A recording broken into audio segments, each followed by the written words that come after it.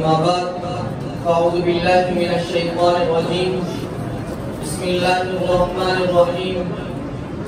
النبي أولى بالمؤمنين من أنفسهم صدق الله العظيم وقال النبي صلى الله عليه وسلم لا يؤمن أحدكم حتى أكون أحب إليه من والده وولده والناس أجمعين صدق الله العظيم وصدق رسوله النبي الكريم کہ محمد سے وفا تونے تو ہم تیرے ہیں کہ محمد سے وفا تونے تو ہم تیرے ہیں یہ جہاں چیز کیا لوح و قلم تیرے ہیں محترم صدر جلسہ معزز سامعین السلام علیکم ورحمۃ اللہ وبرکاتہ آج میں آپ حضرات کے خیالات کو فکر کو سوچ کو 15 صدیاں پیچھے مبذول کرنا چاہتا ہوں آئیے تاریخ کے اوراق پلٹ کر دیکھیے دنیا میں کیا تھا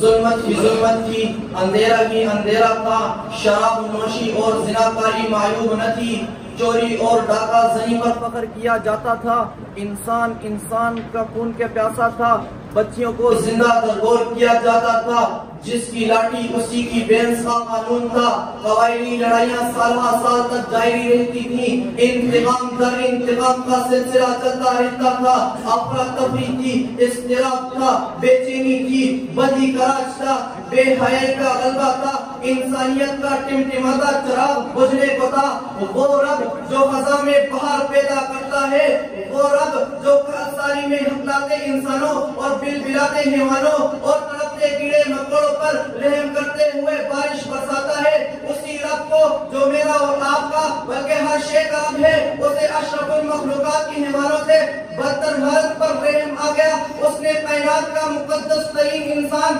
تاجدار ختم نبوت آقا دو جہاں محبوب کائنات سید الانبیاء خاتم الانبیاء ہادی برحق امام الرسل حضرت آمنہ کے لقب جگر حضرت عبداللہ کی نور نظر حضرت محمد مصطفیٰ احمد مجتبیٰ صلی اللہ علیہ وسلم کو کائنات کے لیے معلم و داعی رحمت بنا کر بھیج دیا میرے نبی پاک کی آمد نے کائنات کی اس دھرتی میں ایک انقلاب برپا کر دیا لیکن مسلمانوں یہ بھی حقیقت ہے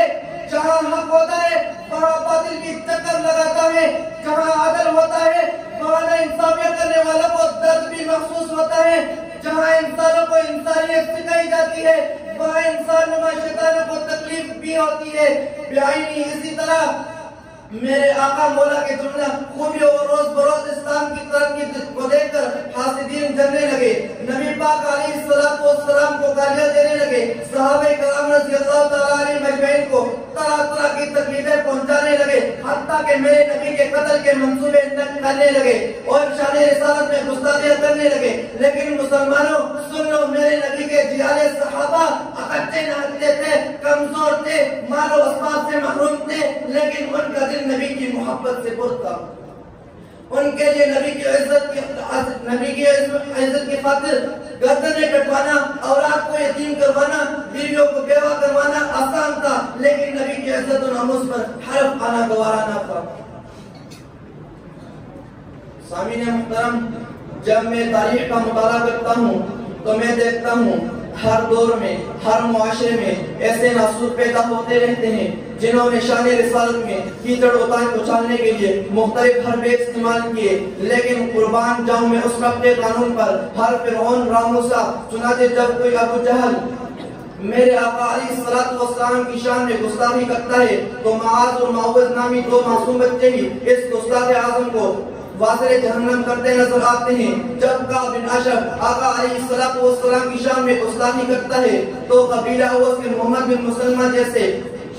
عظیم مجاہد اس گستاخ کو واصل جہنم کرتے نظر آتے ہیں جب معاشرے میں ابو رافع جیسا ناسور جنم لیتا ہے اور نبی کی عزت و ناموس پر حرف لانے کی جرات کرتا ہے تو قبیلہ حضرت کے عبداللہ بن عتیق جیسے عاشق رسول بھی پیدا ہوتے ہیں جب آسمہ شہرہ جیسی حسیس عورت اپنی ناپاک زبان سے نبی علیہ السلام کی شان میں گستاخی کر کے نبی علیہ السلام کے دل کو آزردہ کرتی ہے تو